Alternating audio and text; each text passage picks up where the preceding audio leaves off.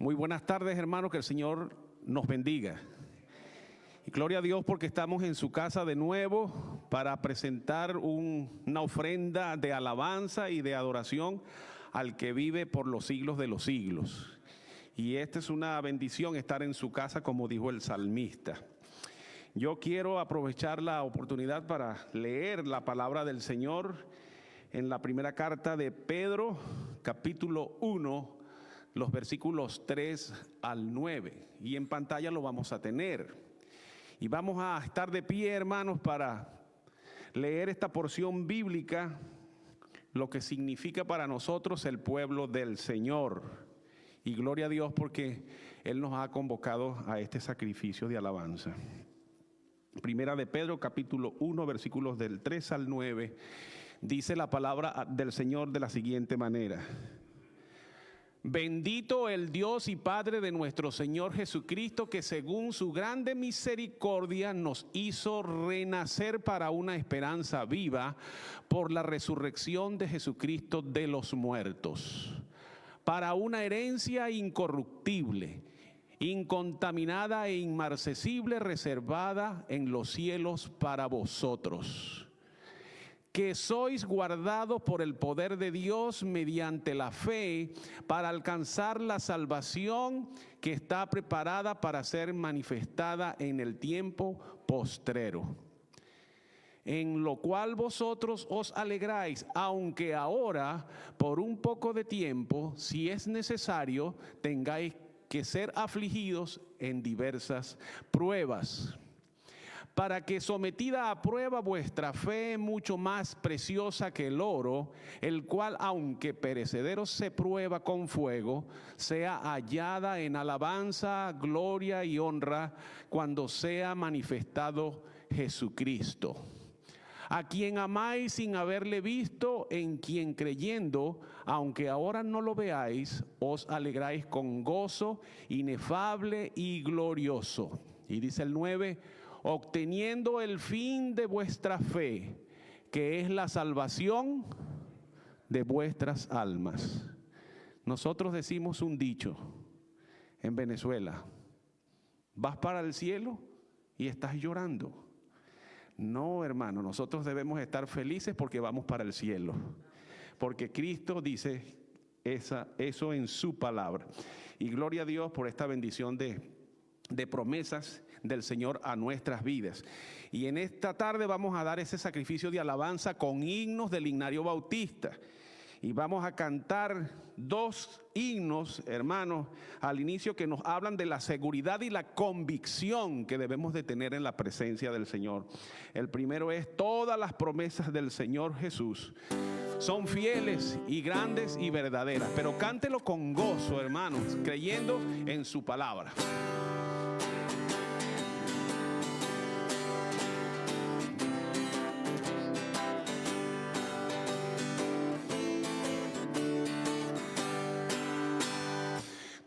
Las promesas del Señor Jesús son apoyo poderoso de mi fe. Mientras viva aquí cercano de su luz, siempre en sus promesas confiaré. Grandes, fieles, las promesas que el Señor Jesús ha dado.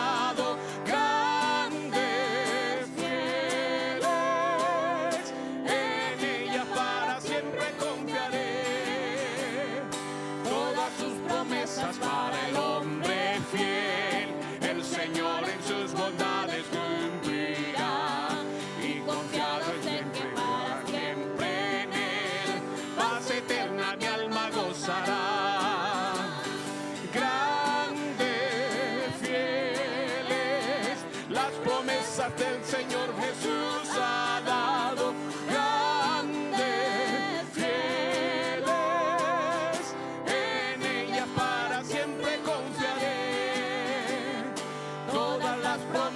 Del Señor será gozo y fuerza en nuestra vida terrenal. Ellas en la duda al digno sostendrá, y triunfar podremos sobre el mar. Grandes, fieles, las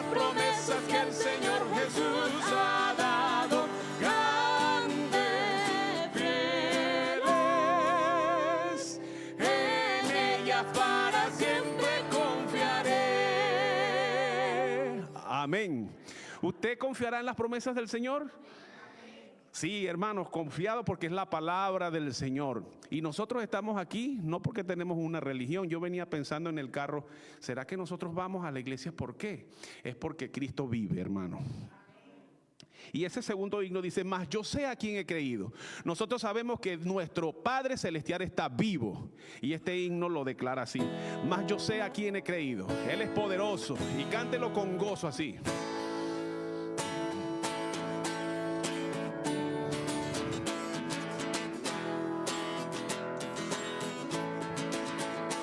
No sé por qué la gracia del Señor me hizo conocer, ni sé por qué su salvación me dio, y salvo soy por él. Dígalo así.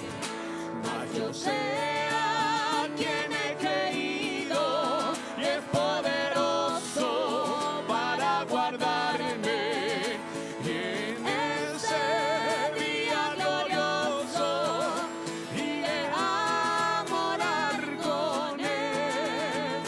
No sé por qué la gracia del Señor en mí por fe se demostró, y sé porque si solo creo en él la paz encontraré. Mas yo sé a quien he creído, y es poderoso para guardarme, y en ese día glorioso iré a morar con él. No sé por qué el Espíritu de Dios convence del pecado, y sé por qué revela al pecador cuán negra es la maldad. Mas yo sé a quien he creído, y es poderoso para guardarme, y en ese día glorioso iré a morar con él. No sé la hora en que el Señor vendrá, de día o en oscuridad. Será en el valle o en el mar, que mi Jesús vendrá. Mas yo sé a quien he creído, y es poderoso para guardarme, y en ese día glorioso iré a morar con él. Si a usted le preguntaran en esta hora, en dos palabras, alguien de la congregación que lo diga, ¿cómo describe usted a Dios? ¿Qué es Dios para usted en dos palabras?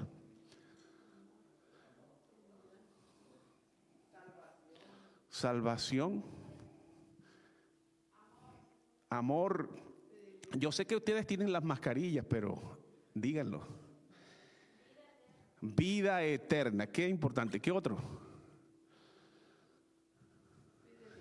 Fidelidad. Dios permanece fiel. Gloria a Dios, hermanos. Y seguimos cantando himnos. Cristo es nuestro amigo.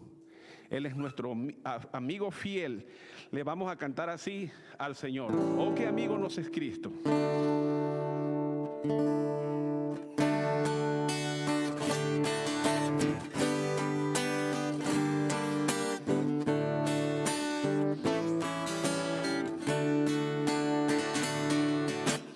Oh, qué amigo nos es Cristo. Él llevó nuestro dolor y nos manda que llevemos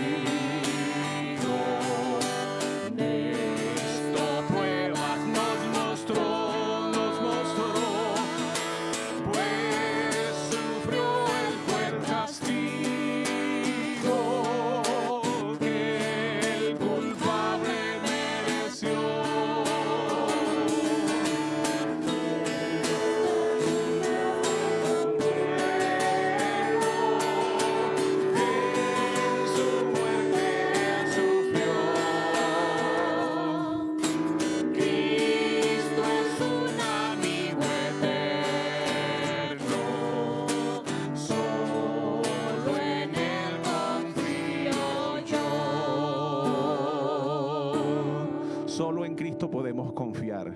Y de esta manera, hermanos, prepare su mente y su corazón para escuchar la palabra del Señor a través de su siervo. Que Dios les bendiga.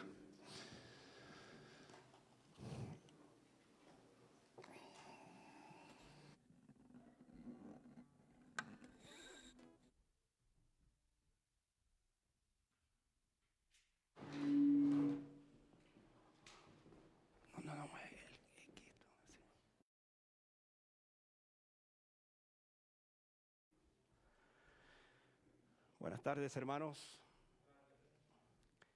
Buenas tardes, hermanos. Muy bien. Quería asegurarme que estaban cantando y que estábamos despiertos. Qué gozo verles otra vez en este día, precioso día. No tengo que decirle que tenemos un día precioso. Hay un presagio de la primavera, aunque todavía el invierno como que no se termina de ir, especialmente en las noches. Pero qué bendición poder estar en la casa del Señor. Hoy es el día del Señor.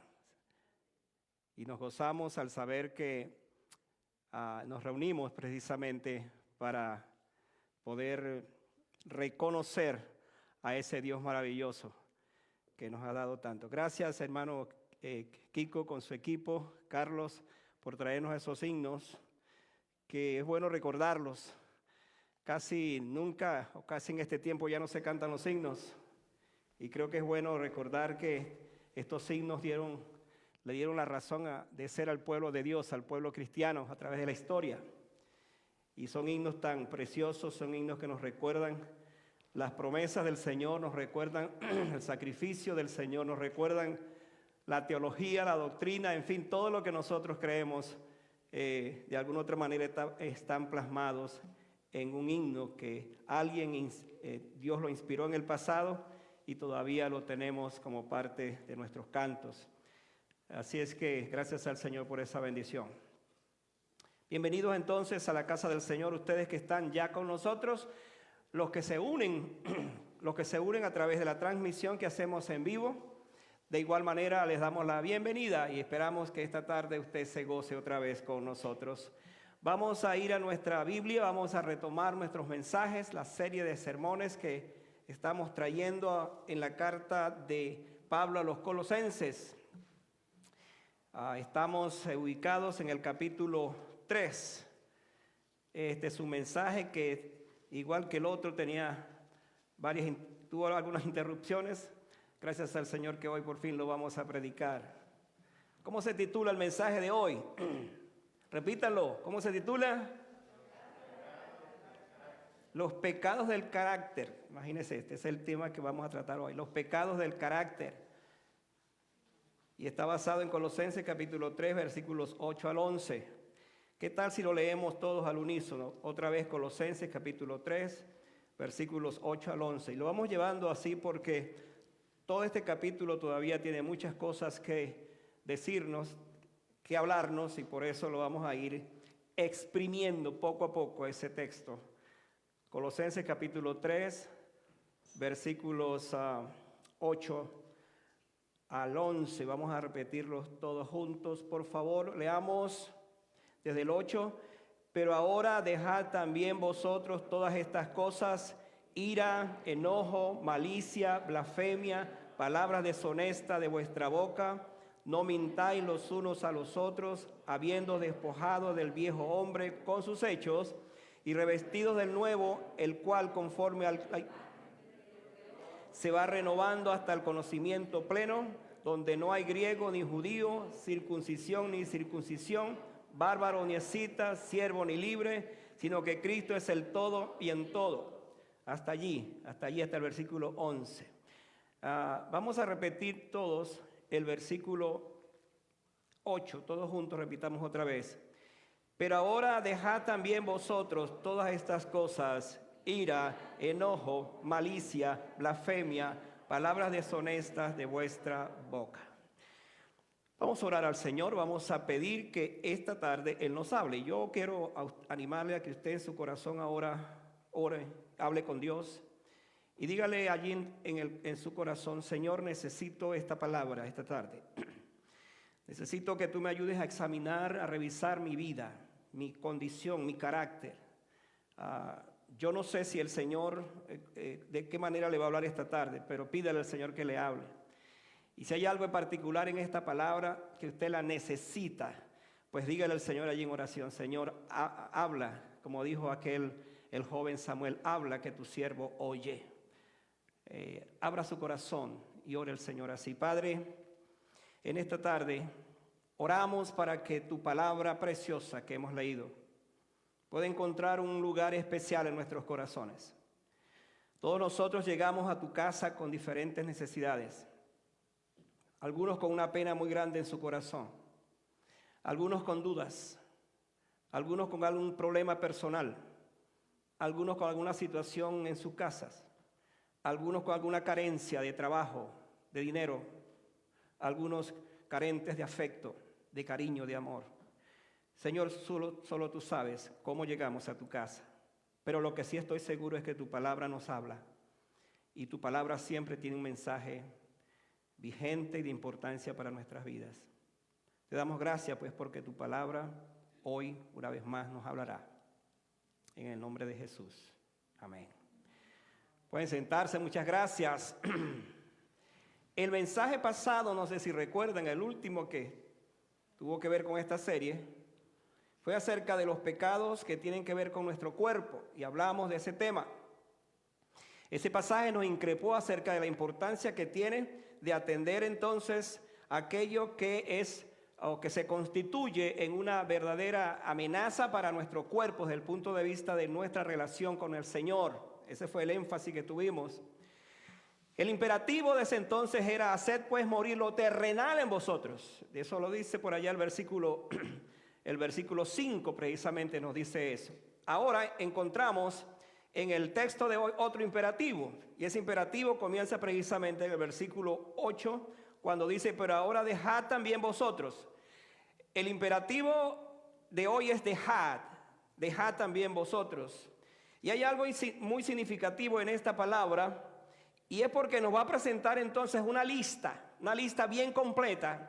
Si la lista pasada fue bastante amplia y ahí la trabajamos y la estudiamos y la aplicamos para nuestras vidas, la lista de hoy, que tiene que ver con los pecados del carácter, no es menos importante. Por lo tanto, vamos a trabajar esta tarde en eso.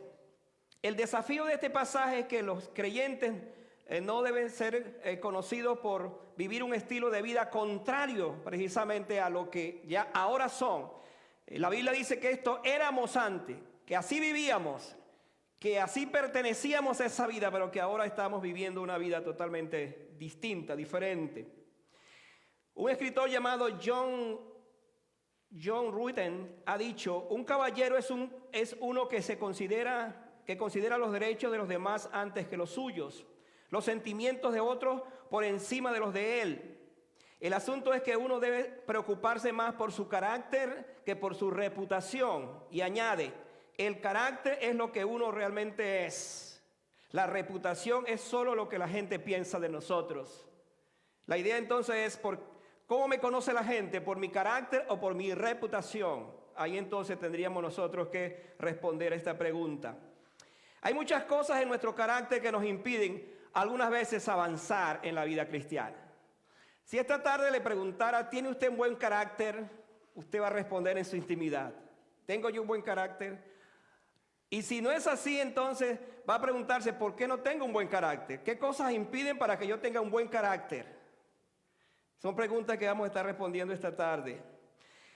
Pero les quiero asegurar lo siguiente: no hay cosa más hermosa en la vida cristiana, no hay cosa más placentera para alguien que saber que posee un carácter con una gran nobleza, con una gran belleza. Y desde el punto de vista entonces de las Escrituras, nosotros los cristianos tenemos que ser reconocidos por tener una belleza de carácter. Y usted se pregunta: pero ¿cómo es eso y por qué es eso? Pues la Biblia dice esto: si yo soy una nueva criatura y si yo soy un hijo de Dios ahora, si yo he conocido al Señor, mi vida tiene que caracterizarse por tener un buen carácter, un carácter noble, un carácter hermoso. De esa manera entonces vamos a ver que la Biblia nos presenta en este pasaje unas dos preguntas que quiero esta tarde que nosotros las respondamos. Primero es, ¿cuáles son esos pecados del carácter del cual Pablo nos habla? Y luego entonces, la otra pregunta tiene que ver con esto. ¿Por qué es necesario que nosotros entonces abandonemos estos pecados del carácter si hay tales cosas en nuestras vidas? Así que tenga en mente estas dos ideas para que esta tarde entonces, a la medida que vamos a desarrollar este mensaje, otra vez usted pueda decir, yo me identifico con eso, yo necesito que el Señor trabaje en mi vida exactamente en esa parte. Entonces vamos a trabajar con esa lista. La lista la vamos a clasificar de esta manera. Primero, los pecados del carácter tienen que ver con los pecados de la actitud, primero, y luego los pecados de la palabra, de mis palabras. En este caso sería de mi lengua. ¿Cuáles son esos pecados que este texto nos va a presentar? Así es que vamos a estar analizándolo allí y vamos al versículo 8. En el versículo 8 tenemos la lista, vamos a verla. Primero dice, pero ahora dejad también vosotros. Otra vez, esa expresión, es imperativo, dejad. Pero ahora también dejad vosotros estas cosas. ¿Cuáles cosas? Ira, enojo, malicia, blasfemia, palabras deshonestas de vuestra boca. Son 8 aspectos o 6 aspectos que vamos a trabajar allí. Más adelante vendrán otros. Y vamos a ver entonces, el primero que aparece en la lista es la ira. Estamos hablando entonces de esos pecados de mi actitud en un momento determinado. La ira se define como una reacción interna a lo que pasa a nuestro alrededor. Uno se pregunta entonces, ¿es malo sentir ira? Pues la respuesta es no. No es malo sentir ira, porque cada ser humano al fin y al cabo reacciona de alguna u otra manera en circunstancias, sobre todo cuando hay una injusticia, cuando hay algo que no me agrada, que no me ayuda, pues simplemente yo reacciono como ser humano. Por cierto, Pablo nos da una especie de permisología para airarnos. Él dice, airaos, pero no pequéis. Airaos, pero no pequéis.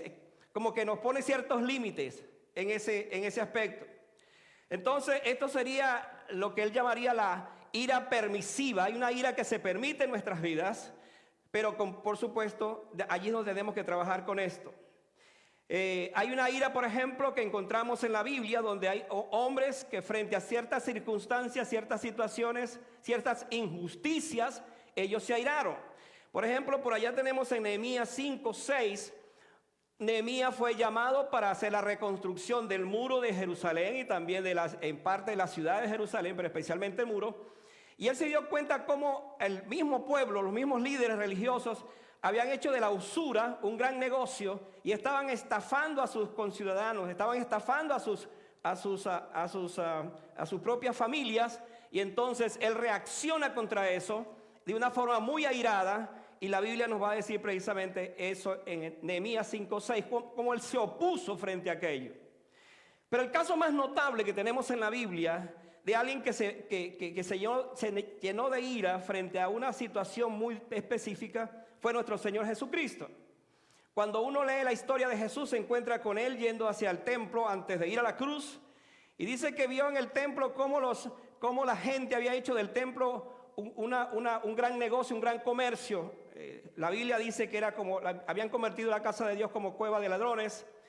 Y entonces tomó un rejo y sacó literalmente a todos los cambistas, a todos los que hacían negocios en el templo, y se llenó de ira al ver entonces que su casa, como dice por allá la profecía, el celo de tu casa me consume. Y él vio entonces cómo ellos habían hecho de la casa de Dios una casa de mercado, y por lo tanto se llenó de ira. Esto sería entonces una ira santa, la ira permisiva, la ira que ante una situación determinada reaccionamos ante eso. Otra vez, esto es una ira permisiva. Pero entonces la pregunta es, ¿cuándo la ira cruza la raya y se convierte en pecado? Porque si Pablo dice airaos, pero no pequéis, entonces hay un momento cuando mi ira se convierte en pecado. Y yo creo que a usted y a mí nos interesa saber entonces, ¿cuándo es que mi ira se convierte en pecado? ¿Cuándo cruza esa raya? Por cierto, tenemos que decir que en primer lugar, cuando dejamos que la ira nos controle, nos gobierne y nos domine, en ese instante, entonces la ira se convierte en pecado. Cuando esto ocurre, la persona simplemente le da lugar al diablo. Es interesante que en el pasaje donde Pablo habla de esto, allí muy conectado dice, ni deis lugar al diablo.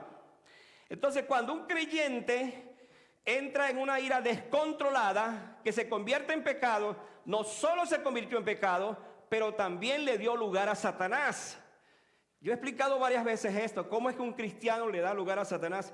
Pues esta es una manera, cuando deja que su ira entonces lo controle y lo lleve a esta condición.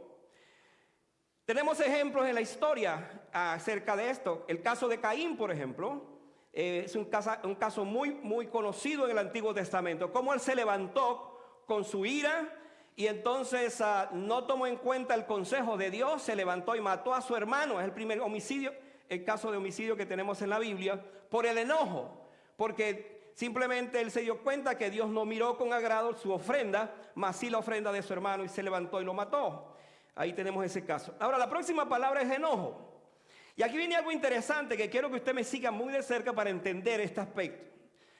Porque la pregunta es, ¿qué diferencia hay entre la ira y el enojo? Para entender entonces todo el concepto de lo que aquí aparece. ¿Cuál es la diferencia? ¿No es acaso una misma reacción de nuestro espíritu? Bien podría decirse que la ira es como la paja seca.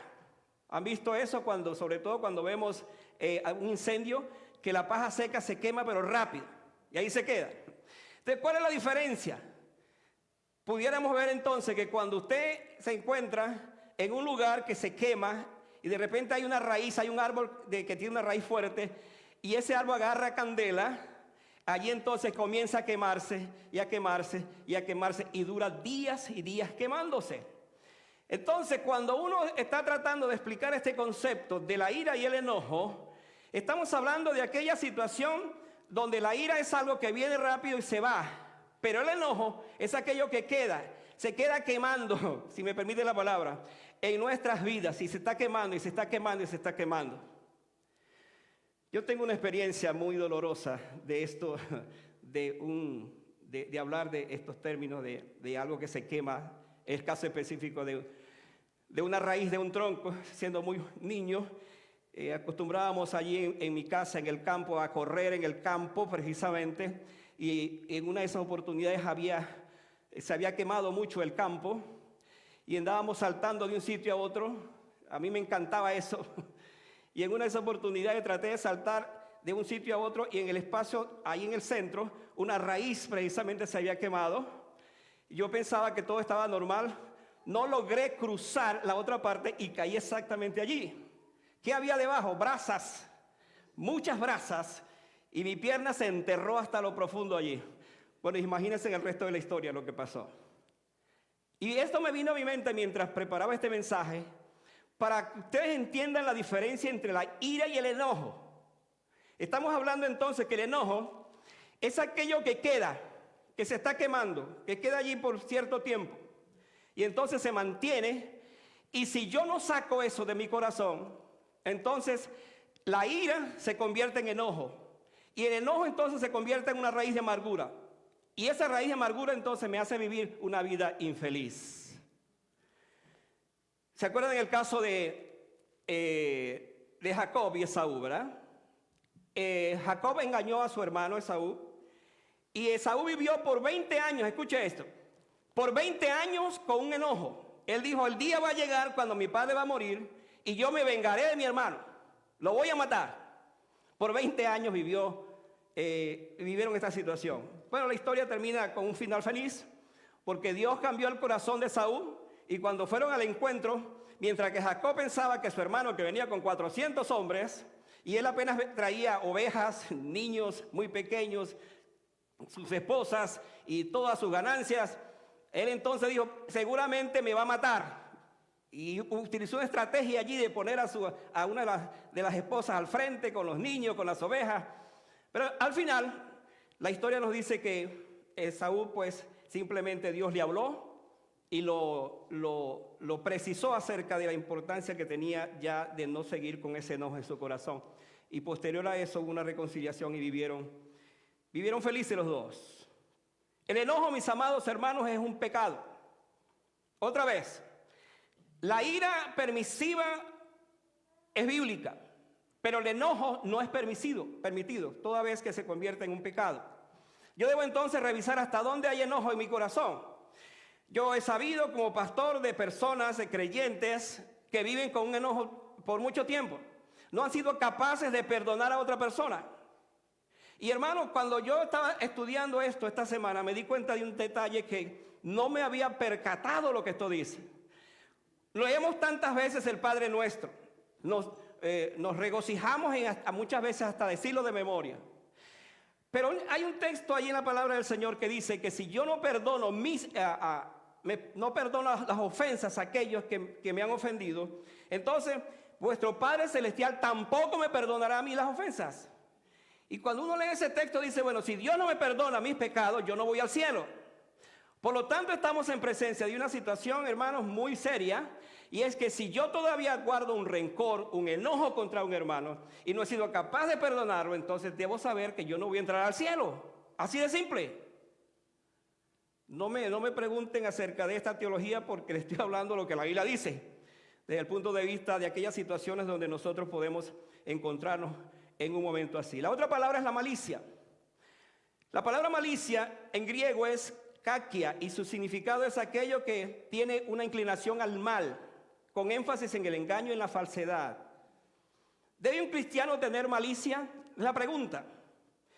Por supuesto, cada uno de nosotros comenzará a pensar, bueno, ¿de qué se trata el asunto? El pasaje nos dice que estas cosas podrían todavía ser parte de nosotros. De allí que se nos ordena a dejar también estas cosas. Malicia. Pablo les recomendaba a los hermanos de Corintios que celebraban la Pascua no con la vieja levadura, sino con la levadura de malicia y de maldad. Sino con panes sin levadura, quiero decir, en sinceridad y en verdad. Más adelante les recomienda también esto, les dice que sean niños en el modo de pensar, que no sean niños en el modo de pensar, quiero decir, sino que sean niños en cuanto a la malicia. Y uno se pregunta, ¿tiene un niño malicia?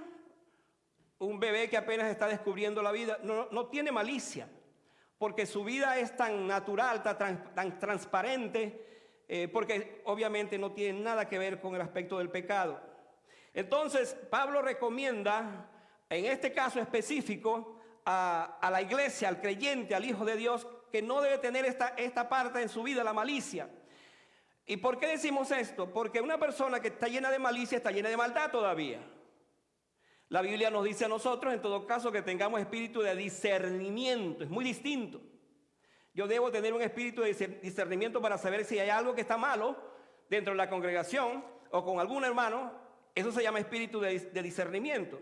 Pero la malicia es aquel estado todavía donde yo sigo pensando mal de otro, aun siendo un cristiano, un hijo de Dios. Y allí es donde la Biblia entonces me dice que yo debo entonces, que estas cosas deben salir de mi vida, de las cuales estamos hablando. De esos casos entonces debemos recordar que el Señor Jesucristo también enfrentó a los fariseos, por ejemplo, cuando ellos llenos de malicia, de maldad, le hacían preguntas a Jesús. Por ejemplo, cuando le preguntaron maliciosamente, dinos, ¿es justo dar tributo al César? ¿Es bueno o es malo? Y dice Jesús que percibiendo la malicia de ellos, por supuesto le respondió diciendo, dad al César lo que es del César y a Dios lo que es de Dios. Dice que ya no osaban preguntarle más tales cosas. La malicia de los malos es lo que queremos concluir. La malicia está en el corazón de aquellos que no tienen un arrepentimiento sincero, que no hay una evidencia de cambio, que no hay una evidencia de salvación en sus vidas. Pero el pasaje también nos habla de los pecados de la palabra. No solamente los pecados de la actitud, del cual estoy hablando, pero también nos habla del pecado de la palabra. ¿Dónde está eso? Mire el versículo otra vez. Estamos en el versículo 8. Y allí analizamos la parte que dice blasfemia. Vean esto, blasfemia, palabras deshonestas de vuestra boca. Y la otra, no mintáis los unos a los otros. Cuando uno lee un pasaje como esto y una lista como esta, uno dice, bueno, ¿a quién le está hablando Pablo? ¿Le está hablando a la gente que no ha conocido al Señor? Se pregunta uno, dice, no, le está hablando a la iglesia, le está hablando a creyentes. Por eso dice, haced morir lo terrenal en vosotros o dejad también estas cosas. Entonces se está hablando a los creyentes, a los hijos de Dios. Y por eso, mis amados hermanos, este texto Es una especie de, diríamos, de pasaje que nos confronta acerca de nuestra condición, de nuestra naturaleza, para que revisemos entonces hasta dónde tales cosas me están afectando también a mí como cristiano, como hijo de Dios. ¿Para qué? Para dejar esas cosas. Es la intención, es la idea del texto. Ojalá que usted no tenga ninguna de estas cosas de las que estoy hablando. Será una bendición tremenda, ¿verdad? Que no tengan ira, enojo, ni nada de esas cosas. Pero vamos a ver la próxima lista. Blasfemia. Jesús habló que todo pecado que los hombres digan contra él serían perdonados, menos quien blasfeme contra el Espíritu Santo. Es una advertencia muy seria, sumamente seria. Y hay hombres que han blasfemado contra el Espíritu Santo y su condición, si no se arrepienten, es perderse para siempre. Y ciertamente Jesús soportó en no pocas ocasiones que los líderes religiosos de su tiempo lo trataran como blasfemo. Por eso dice, todo pecado que los hombres digan contra el Hijo de Dios les será perdonado, menos la blasfemia contra el Espíritu Santo. Por ejemplo, algunos dijeron que las cosas que Jesús hacía, las hacía por un tal Belcebú o por Satanás. Le acreditaban las obras a Satanás de las cosas que hacía Jesús. Eso es por supuesto, una blasfemia. Ahora, ¿qué quiso decir Pablo con esto? ¿De qué estaba hablando Pablo? De que un creyente puede hasta blasfemar. ¿A qué se refiere entonces él esto? Entonces aquí es donde quiero que usted me siga, porque de repente hay cosas que pasan en mi vida, que están sucediendo, que yo necesito entender verdaderamente esto es una blasfemia, lo que estoy diciendo. Parece extraño entonces que pudiera darse una blasfemia en un cristiano hacia el Señor por quien ha sido salvado. Entonces, ¿de qué está hablando Pablo? La conclusión a la que se podrá llegar es que esto puede ser una referencia a la difamación. Escuche esto. A la difamación contra mi semejante. Entonces, allí esto como que tiene más sentido. Cuando yo utilizo mi lengua para difamar a otro, entonces yo estoy allí incurriendo en blasfemia. No contra el Espíritu Santo, no contra el Señor, pero sí contra un hermano. Y hermano, al final, cuando yo eso hago, entonces estoy en la misma categoría de pecado. Porque estoy ofendiendo a alguien por el cual el Señor murió o a alguien que el Señor creó. La idea entonces es que este pasaje nos va a hablar de la importancia de vestirnos con la ropa espiritual, la ropa que viene del Señor, que viene del cielo, precisamente para que mi carácter, en este caso, sea un carácter que en todo adorne y glorifique al Señor. Y mis hermanos, que no tenga una lengua que sea capaz de criticar y de difamar a otro, aun siendo yo lo que soy, un hijo de Dios. Es lo que Pablo nos está advirtiendo. Si usted es un creyente, si usted es un hijo de Dios, la cosa que tiene que hacer por excelencia es evitar que su lengua, por favor, se constituya un instrumento para difamar a otro. No hay cosa peor que esta, porque ciertamente estaríamos allí incurriendo en un craso error y en un grave pecado que la Biblia nos lo está condenando. Hay lenguas que no se han convertido todavía. Y es importante que trabajemos con eso, sobre todas aquellas cosas donde sentimos que en el momento determinado estamos hablando más de la cuenta, especialmente hacia otra persona. Entonces Pablo nos dice, tengan cuidado con eso, la blasfemia. ¿Cuál es la próxima palabra? Las palabras dice deshonestas de la boca.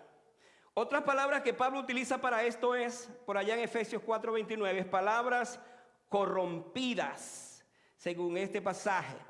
Y esto tiene que ver entonces con los pecados que cometemos exactamente cuando hablamos de cosas que no son conforme a la palabra del Señor. Jesucristo fue tan sabio al decirnos que si en mi corazón lo que yo estoy reteniendo es cosas que no le agradan a Él, eso es lo que voy a decir. Porque de la abundancia del corazón habla la boca, habla mi lengua. Por eso es que en esta carta vamos a encontrarnos más adelante con un pasaje revelador que dice que debemos andar más bien cantando con gracia en nuestros corazones e himnos y cánticos espirituales como que fuera la expresión del corazón. Porque lo que hay en mi corazón es lo que voy a hablar. Y esto es importante que lo mencionemos. Por eso dice la palabra de Dios mora en abundancia en vosotros. Cuando la palabra de Cristo mora en abundancia en nuestros corazones, mis palabras, lo que sale de mi boca es palabra de Dios. Tiene que ver con su palabra. Contrario a esto, cuando lo que todo el tiempo sale de mi boca son palabras deshonestas o palabras corrompidas, entonces no hay palabra en mi corazón. Y otra vez, Pablo está hablando a los cristianos, no está hablando a los no creyentes. Y uno se pregunta, ¿puede un cristiano decir palabras deshonestas? Póngase a pensar en las expresiones que decimos a veces. Póngase a pensar en las palabras que salen muchas veces de nuestra boca. Analícese y analicémonos. Y nos vamos a dar cuenta que estamos diciendo cosas que no son del Espíritu, que no son del Señor. No le agradan esas cosas. Estaríamos entonces en esa lista. Así que cuando Pablo menciona también las palabras deshonestas, era una expresión usada en aquellos días para referirse a un lenguaje vergonzoso, obsceno e indecente. De repente dice, sí, pastor, yo no me califico dentro de eso. Está bien, qué bueno. Pero ¿qué tal a veces con palabras ociosas? Palabras que tampoco son propias de un creyente, de un hijo de Dios. Que está hablando cosas que si lo escucha alguien más por allí, lo primero que va a pensar, pero tú eres un hijo de Dios. Tú eres un creyente. ¿Cómo es que tienes ese vocabulario? ¿Cómo es que hablas de esa manera? Es lo que Pablo nos está diciendo. ¿O no es así, hermano? Es así, ¿verdad? ¿Han oído aquella expresión que dice, prefiero que me golpees con la mano, pero no con las palabras? Por supuesto, claro, la idea es que ni una cosa ni la otra, ni golpee con las manos ni con las palabras. Pero el sentido de esta expresión es que hay palabras que pudieran herir más que un mismo golpe. Y nosotros debemos precisamente cuidar nuestras palabras de tal manera entonces que nuestras palabras sean para edificación, sean nuestras palabras para bendición de aquellos que me están oyendo. Nuestro lenguaje, hermanos, escuche esto. Nuestro lenguaje no es terrenal, nuestro lenguaje es celestial. ¿Qué idioma hablamos los cristianos? Bueno, te dice, bueno, yo hablo español, hablo inglés. No, ¿qué idioma hablamos los cristianos? Hablamos el idioma del cielo, el idioma de arriba. ¿Y cómo aprendo yo ese idioma? El idioma del cielo, por medio de su palabra. Porque en la medida que me nutro con su palabra, lo que va a salir de mi boca es palabra del Señor. Yo no sé si me están siguiendo lo que quiero decir con esto. No estoy hablando de un fanatismo, estoy hablando que lo que otra vez, como dije antes, lo que está en mi corazón, la abundancia de mi corazón, de eso va a hablar mi boca. Ahora viene otra palabra, versículo 9, otra situación. No mintáis los unos a los otros, habiéndoos despojado del viejo hombre con sus hechos. Y hay, hermanos, aquí entramos en una situación que es complicada. Sin duda que este es el más feo de los pecados del carácter, la mentira. Quiero decirle que la mentira fue el segundo pecado que apareció después del orgullo. ¿Por qué digo esto? Primero apareció el orgullo en el cielo. Satanás, o antes de ser Satanás, el arcángel, aquel querubín hermoso que dice que fue creado con piedras preciosas, con bandas musicales, fue algo extremadamente hermoso. Se encontró en él maldad porque quiso ser igual a Dios. Y por supuesto Dios lo arrojó del cielo. Y ese fue el primer pecado, el orgullo. Pero el segundo pecado fue la mentira. ¿Dónde aparece eso? De repente este arcángel ya caído aparece en el Edén, en el paraíso. Y allí entonces confronta a Eva con estas palabras, con que Dios os ha dicho, no comáis del árbol del huerto. Le puso a dudar y al final le dijo esto, no es cierto, no morirás. Allí entró la mentira, porque la palabra decía claramente, no comáis de todo árbol que está en el huerto. Eran específicas las palabras del Señor. Sin embargo, Satanás entró allí con la mentira. A partir de entonces, la mentira, mis amados hermanos, es el pecado que más se comete. Nosotros somos muy dados a señalar los pecados escandalosos en la vida de alguien. Pero ¿qué tal esto de la mentira? ¿Hasta dónde la mentira forma parte de mi vida? De repente te dice, bueno, pero yo no digo mentiras tan grandes. Mis mentiras son blancas. Por ahí se dice que hay 7 mentiras. Bueno, cualquiera que sea la mentira, la Biblia condena eso. Dice, no mintáis. Es la orden, no mintáis. Y esto se aplica en todos los aspectos. Ahora viene, por cierto, el tiempo de los taxes. ¿Mentimos nosotros con los taxes? Estoy poniendo un simple ejemplo. Son aspectos donde nosotros tenemos que analizar entonces cómo la Biblia nos va enfrentando, nos va ayudando en esto. El verbo que Pablo nos presenta de este texto junto con la prohibición era algo que sucedía a menudo aparentemente en la iglesia. Dice, no mintáis los unos a los otros. Vea otra vez lo que dice el texto, el versículo 9. No mintáis los unos a los otros. No dice no mintáis a los que están afuera. No mintáis a los con quien ustedes trabajan. No, los unos a los otros. Dice el texto, debemos cuidarnos. Bueno, voy a mi pregunta final. La pregunta final es, ¿por qué estos pecados deben desaparecer de nuestras vidas? Le voy a pedir que me siga, por favor, aquí en esta parte final, muy de cerca, porque voy a referirme a dos cosas que este pasaje nos muestra de por qué nosotros los creyentes, esa lista que les he presentado no debe ser parte de nuestras vidas. ¿Cuál es la lista? ¿Me ayudan a recordar? Ira, enojo, malicia, blasfemia y mentiras. Ahora Pablo nos dice en el versículo 9, la segunda parte, habiéndoos despojado del viejo hombre con sus hechos. Entonces aquí vamos a analizar dos cosas que a mi manera de ver son las que Pablo nos confronta para que esa lista, hermano, la rompamos y no sea parte de nuestras vidas. ¿Usted está de acuerdo conmigo que la ira, el enojo, la malicia y todas estas cosas no deben ser parte de nuestras vidas? ¿Está de acuerdo conmigo con eso? Por supuesto, porque nosotros somos ahora nuevas personas y vamos a verlo de esta forma.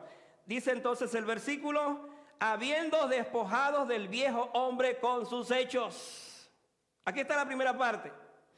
Hermano, hay un hombre viejo en nosotros. ¿Qué tipo más viejo verdaderamente? ¿Cómo le gusta a ese hombre viejo manifestarse? ¿Y cómo luchamos con ese hombre viejo? ¿Cómo quisiéramos que ese viejo hombre se vaya de nuestras vidas? ¿Por qué Pablo lo menciona? ¿Por qué Pablo hace referencia a ese hombre viejo que está en nosotros? ¿Por qué debemos despojarnos? Bueno, les voy a hablar de eso ahora. La pregunta de por qué cambiar nuestras actitudes y eliminar las palabras que no agradan al Señor es porque Dios nos ha transformado con una nueva vida. Nos ha transformado con una nueva vida. ¿Conserva usted algún vestido que lo ha guardado por muchos años? ¿Por qué lo guarda todavía? Bueno, obviamente yo sé que puede pasar esto. Yo me acuerdo que mi esposa en los tiempos cuando éramos novios me regaló un suéter, me regaló varias cosas, pero lo que más recuerdo es un suéter azul. Que ese suéter yo lo conservé por muchísimos años. Yo no sé si mi esposa todavía se acuerda de eso o si lo tenemos todavía, porque hasta mis hijas se lo pusieron después de cierto tiempo. Y era un suéter que lo amé mucho porque aparte de que ella fue la que me lo dio, por supuesto, tenía mucho significado. Pero era una ropa vieja, era un vestido viejo. Y al fin y al cabo, pues ya eso había que desecharlo. Me hizo pensar esto en lo que estoy analizando, porque cuando se habla de lo viejo, del hombre viejo, Pablo usa dos términos que son contundentes. Por un lado habla de hacer crucificar a ese hombre viejo. Vayan por favor a Romanos, rapidito a Romanos, capítulo 6. Y mire lo que dice allí Romanos capítulo 6, el versículo 6. Mire lo que dice. Sabiendo esto que nuestro viejo hombre, ¿qué pasó con ese viejo hombre? Fue crucificado juntamente con él o con Cristo, para que el cuerpo del pecado sea destruido a fin de que no sirvamos más al pecado. Si usted leyó bien el texto, dice que ese viejo hombre fue crucificado juntamente con Cristo. Si yo entiendo bien ese texto, significa que el momento cuando Cristo murió en la cruz y él fue clavado con aquellos clavos gruesos y oxidados que utilizaban los romanos, los soldados romanos, en ese momento también nosotros fuimos crucificados juntamente con él, nos dice el texto. Entonces, según este pasaje, el hombre viejo tiene la tendencia de seguir dándonos guerra, aun cuando, según la Biblia, fue crucificado. Con mucha frecuencia se hace presente después de saber que ya no pertenecemos a esa vida antigua, ya hemos creído en el Señor, y pareciera entonces que ese cuerpo no termina de morirse. Y es allí donde entonces entra esa lucha continua, constante, todos los días. ¿Por qué usted y yo luchamos contra eso? Porque el mismo Pablo en un momento de su vida nos reveló su corazón acerca de esta lucha. Porque, hermanos, se trata de un asunto continuo, constante, cotidiano. Yo tengo que morir todos los días a esto.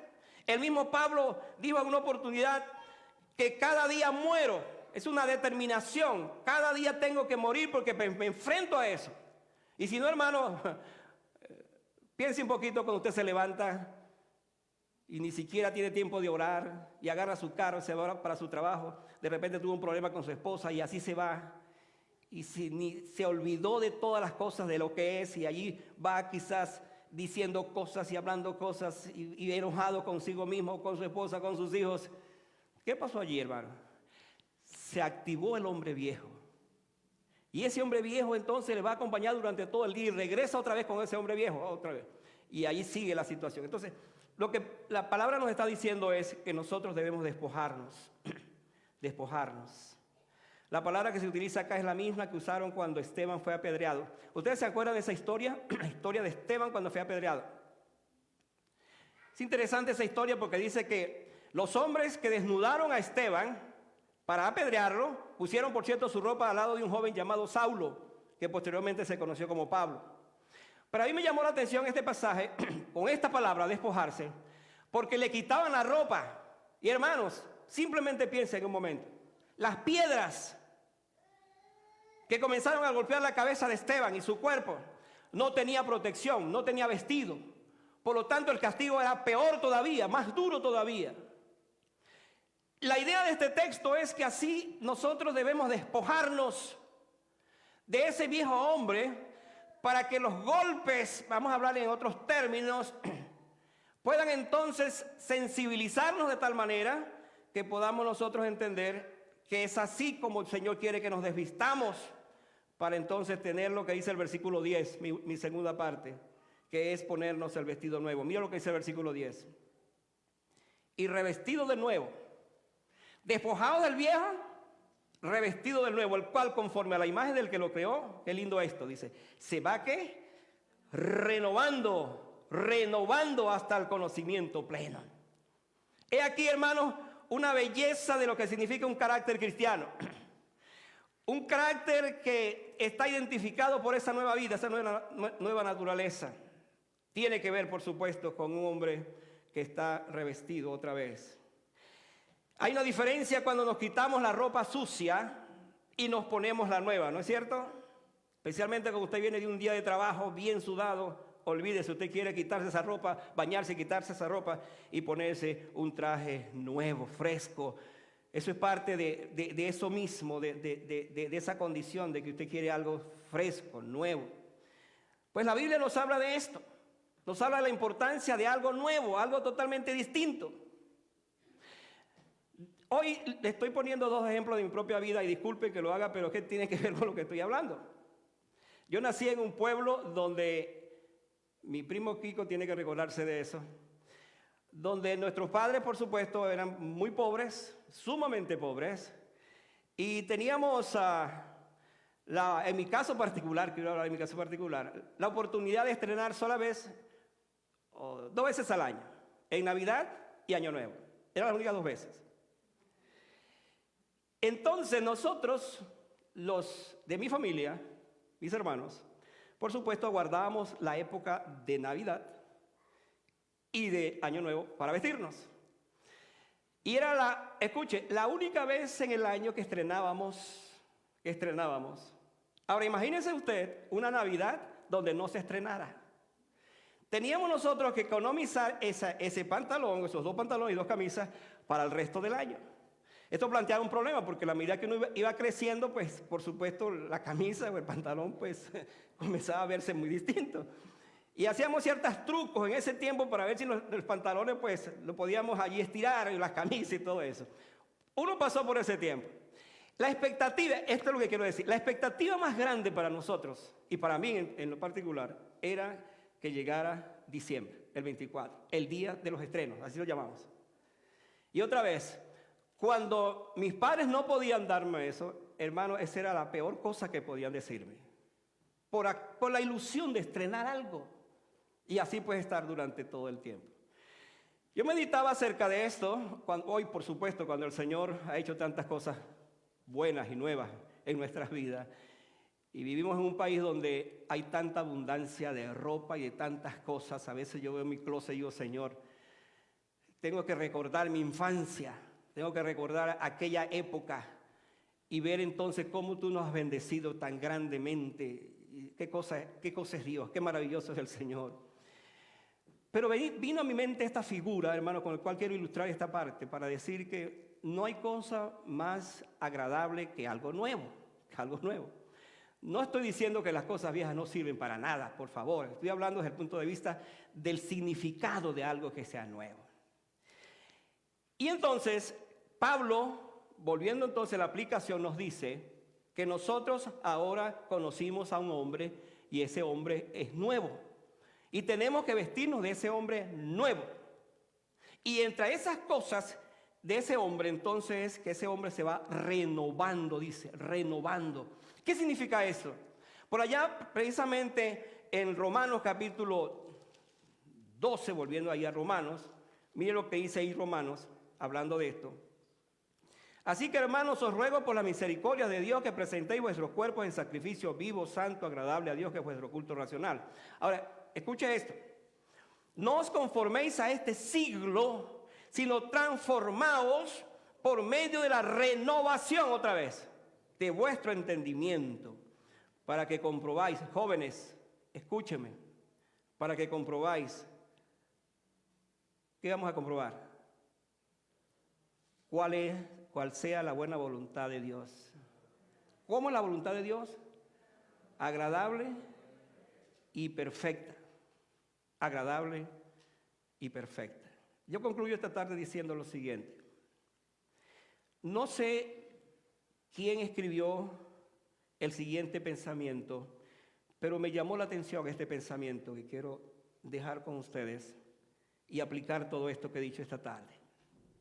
Alguien dijo, siembra un pensamiento y cosecharás una acción.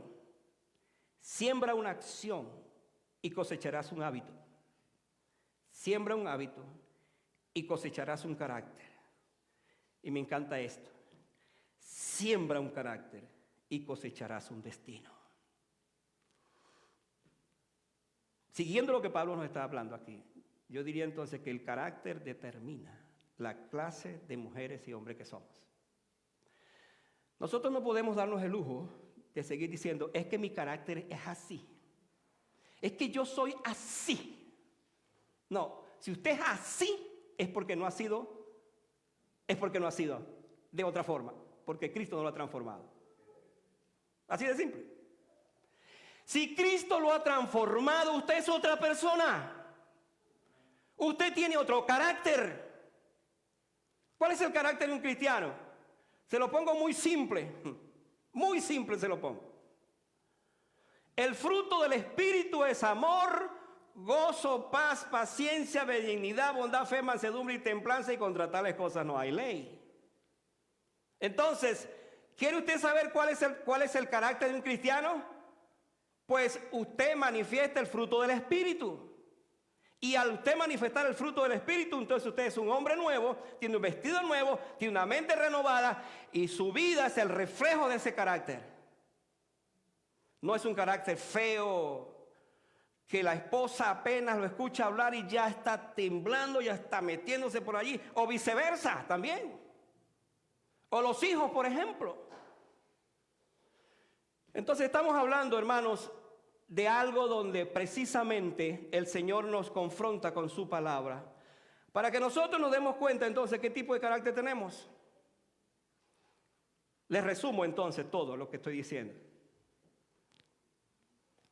La vieja vida está compuesta por la ira, el enojo, la malicia, la blasfemia, palabras deshonestas, mentiras. De estos pecados del carácter, ¿cuál cree usted que está luchando en este momento? ¿Cuál de estos pecados siente usted que está trabajando y que cada momento, cada instante está luchando con eso? Le tengo una buena noticia esta tarde.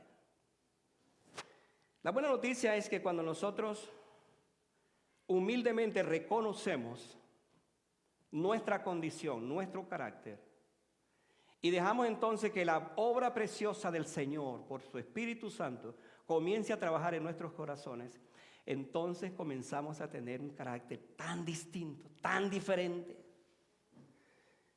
que en lugar de esa cara ácida, ogra, esa cara así como malhumorada que de repente está presentando, su rostro es un rostro hermoso, es un rostro alegre, es un rostro completamente distinto, porque es el resultado precisamente de una vida que internamente está viviendo la hermosura de la presencia del Espíritu Santo, y en consecuencia usted entonces está irradiando ese carácter. ¿Es eso posible? ¿O es eso imposible? Pues déjeme decirle que es posible, porque usted usted en su vida está actuando la obra del Señor, la obra del Espíritu Santo. En consecuencia, entonces, sí es posible. Nos va a quedar para la próxima semana, y los voy a dejar con esta incógnita, con esta expectativa, porque mire lo que dice en los próximos versículos del pasaje que estamos leyendo, a partir del versículo 12. Y allí dice el texto lo siguiente, dice el versículo 12: vestíos pues, eso es para la otra semana, vestíos pues como escogidos de Dios, amados y entrañable misericordia, de benignidad, de humildad, de mansedumbre, de paciencia, soportándoos los unos a los otros, perdonándoos, etcétera, etcétera. Se lo dejo allí porque de eso voy a hablar el próximo domingo. Si hoy hablamos de esta parte que nos confronta acerca de la clase de carácter que tenemos, hermano, la contraparte de esto es que tenemos ahora nosotros un carácter que debe ser bellísimo, hermosísimo, como resultado de vivir esa vida precisamente entregada a nuestro Señor. Quiero preguntarte esto para que oremos y terminemos esta tarde. Otra vez, si tuviera que revisar en mi vida la ira, el enojo, la malicia, la blasfemia, palabras deshonestas, mentiras, ¿cuál de estos pecados son frecuentes en mi vida? ¿Cuáles de estas cosas yo siento que están presentes en mi vida y que yo necesito cambiarlas? Necesito ser transformado. Tú lo sabes, Dios lo sabe, tú y Dios lo sabe. Pero la otra cosa que Dios sabe es que Él quiere que tú no sigas viviendo eso precisamente, esa vida, esa forma de ser, ese carácter. Él quiere transformarte entonces en un carácter hermosísimo, donde la presencia poderosa del Espíritu Santo, tomando tu vida, hace la diferencia.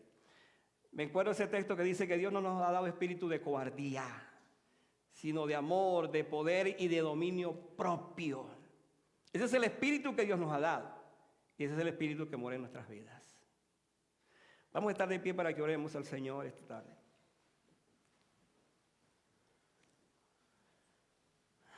Y a la luz de todo lo que yo he dicho en este momento, dos cosas quiero plantearte esta tarde. Si eres un creyente, si eres un hijo de Dios, vas a orar esta tarde conmigo, pidiéndole perdón al Señor. Porque si alguno de esos pecados es lo que más domina mi vida, eso debe desaparecer. No debo seguir con eso, porque me hace daño. Afea mi carácter, afea mi espíritu, mi alma. Si no eres cristiano, si no has nacido de nuevo, si todavía sientes que no le has entregado tu corazón al Señor, qué lindo es que esta tarde le diga: Señor, he escuchado este mensaje con el cual también me identifico. Pero sé que la única manera para poder vivir esa clase de vida del cual Pablo nos ha hablado es que tenga a Cristo morando en mi corazón. Y la única manera que Cristo more en mi corazón es que yo lo acepte, que yo lo reciba, que yo me entregue a Él, que yo venga a Él. Entonces voy a orar. Voy a orar por ti, amado hermano. Tú que luchas y que luchamos con estas cosas. Pero voy a orar también por ti, que has venido esta tarde, estás con nosotros. No le has entregado tu corazón a Cristo. Para mí como pastor será un gozo darte un abrazo esta tarde de bienvenida a la familia de la fe como resultado de entregar tu corazón a Cristo. Cierra tus ojos y en este momento se va a librar una batalla en tu corazón, una batalla de duda, pero también una batalla de fe. Y en este momento yo quiero animarte para que tú, allí donde estés, liberes esa batalla, liberes esa batalla. Ora de esta manera en tu corazón. Padre, gracias porque tu palabra me exhorta, tu palabra me anima, tu palabra me conforta, tu palabra me levanta. Perdóname, Señor, porque cuando leo esta lista me identifico con algunos de estos pecados del carácter. Pecados que son feos, Señor, pecados que no te agradan a ti. Sobre todo si soy un hijo de Dios. Como dice Santiago, no puede salir de una misma fuente agua amarga y agua dulce, no puede salir. Pero de mi corazón, Señor, debe salir un agua dulce, que es el resultado del agua viva que está en mí por la presencia del Espíritu Santo. En esta tarde, Señor, yo me rindo a ti, porque tú me has asegurado por tu palabra que te entregue a ti mi corazón, porque de él mana la vida. Pero también, Señor, tengo una lucha en esta hora y es que yo no te conozco como mi Salvador personal todavía. No le he rendido a ti, a Jesucristo, mi corazón. Pero en esta hora, Señor, yo quiero con humildad, contrito en mi corazón, decirte, Padre, gracias por haber enviado a Jesucristo para que Él sea el Salvador y mi Salvador. En esta hora yo me rindo a ti, Señor. En esta hora vengo a ti y te entrego mi corazón. Y este acto lo hago confesando mis pecados a ti. Me arrepiento de todos mis pecados, Señor. Los pecados de ayer que cometí ayer, los de hoy y aún los de mañana. Reconozco que Jesucristo murió en la cruz del Calvario, que allí fue crucificado por mis pecados para que yo tuviera vida eterna. Y ahora te rindo a ti mi corazón, Señor. Te pido perdón por mis pecados y te doy gracias porque por fe yo te recibo esta tarde. Te invito a que seas mi Salvador, a que seas mi Señor, a que ocupes el centro de mi corazón y de mi vida. Que a partir de hoy yo sea un hijo tuyo, que viva solo para ti. Gracias por oírme. Gracias por perdonar mis pecados. Y gracias por hacerme parte de la familia de Dios. Nuevamente gracias porque he escuchado esta palabra. Me rindo a ti, Señor. Ya no peleo más, ya no lucho más. Me rindo a Cristo. Me rindo a ti. Gracias por este momento. En el nombre de Jesús. Amén. Amén. Pueden sentarse por un momento.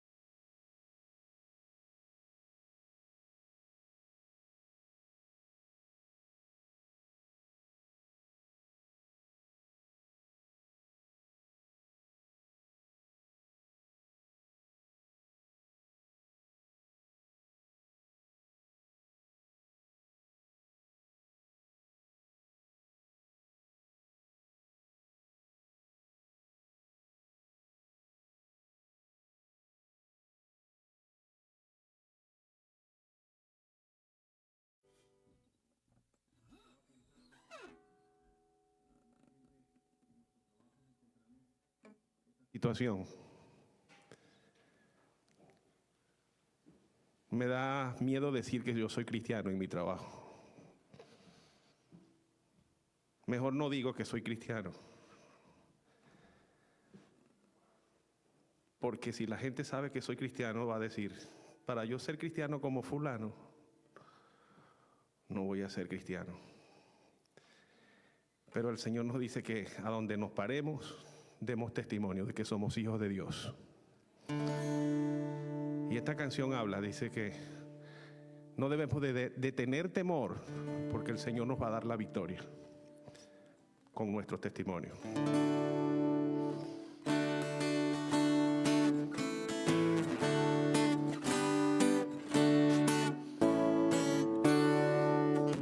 No te dé temor a hablar por Cristo, haz que brille a ti su luz, al que te salvó confiesa siempre, todos deben a Jesús. No te dé temor, no te dé temor, nunca, nunca, nunca, es tu amante Salvador, nunca pues te dé temor. No te dé temor a ser por Cristo, cuando de tu parte está, obra con amor, con fe y constancia, tus trabajos premiará. No te dé temor, no te dé temor, nunca, nunca, nunca, es tu amante Salvador, nunca pues te dé temor. No te dé temor sufrir por Cristo, los reproches o el dolor, sufre con amor tus pruebas todas, cual sufrió tu Salvador. No te dé temor, no te dé temor, nunca, nunca, nunca, es tu amante Salvador, nunca pues te dé temor. No te dé temor vivir por Cristo, esa vida que te da, si tan solo en Él por siempre fiares, Él con bien te saciará. No te dé temor, no te dé temor, nunca, nunca, nunca, es tu amante Salvador, nunca pues te dé temor. El Señor nos bendiga. Vamos a esta tarde a cerrar este tiempo y vamos a volver a orar al Señor. Esta tarde el Señor nos ha traído una palabra que tiene que seguir trabajando en nuestros corazones. Y al pensar en todo esto que Pablo nos ha dicho por esta preciosa carta, la carta a los Colosenses, simplemente tenemos nosotros que llegar al momento de revisar nuestras vidas y en la quietud de nuestros corazones, entonces dar una respuesta al Señor. Como dije, si tú has recibido esta tarde a Cristo como tu Salvador, nosotros quisiéramos compartir ese gozo, esa alegría, esa bendición de saber que ahora tú eres un hijo de Dios, que has pasado de muerte a vida, que ahora le perteneces al Señor y le perteneces a la familia del Señor. Así que voy a orar una vez más por tu vida, dando gracias, Señor, por ti que has estado con nosotros esta tarde. Voy a bajar en un momento entonces para ministrar la cena del Señor y de esta manera entonces allí juntos vamos a participar de estos elementos que son tan especiales, que nos recuerdan la muerte y la resurrección y la venida de Jesucristo otra vez. Cierra tus ojos por última vez y oremos allí. Padre, gracias una vez más por esta tarde. Gracias por el gozo que nos has dado de estar aquí en tu casa de oración, en la casa de alabanza, en la casa que se ha designado para traer el culto al Señor. Hoy lo hemos presentado, te lo hemos entregado. Y ahora, amado Dios, esta tarde mi oración es para que tú sigas tocando cada corazón que ha venido a este lugar y que tú sigas obrando en sus vidas de tal manera, Señor, que podamos escuchar de sus propios labios que esa persona que nos ha visitado hoy ha recibido a Cristo en su corazón, que le ha entregado su alma al Señor, que le entrega a Él su corazón porque es el único que puede darle la vida eterna, el perdón de pecado, la paz, la esperanza, la seguridad, en fin, aquel que es el único que puede darnos una vida, pero vida en abundancia. Padre, nos entregamos una vez más en tus manos y te damos gracias por esta tarde. En el nombre de Jesús, nosotros oramos y te damos muchísimas gracias. Amén y amén.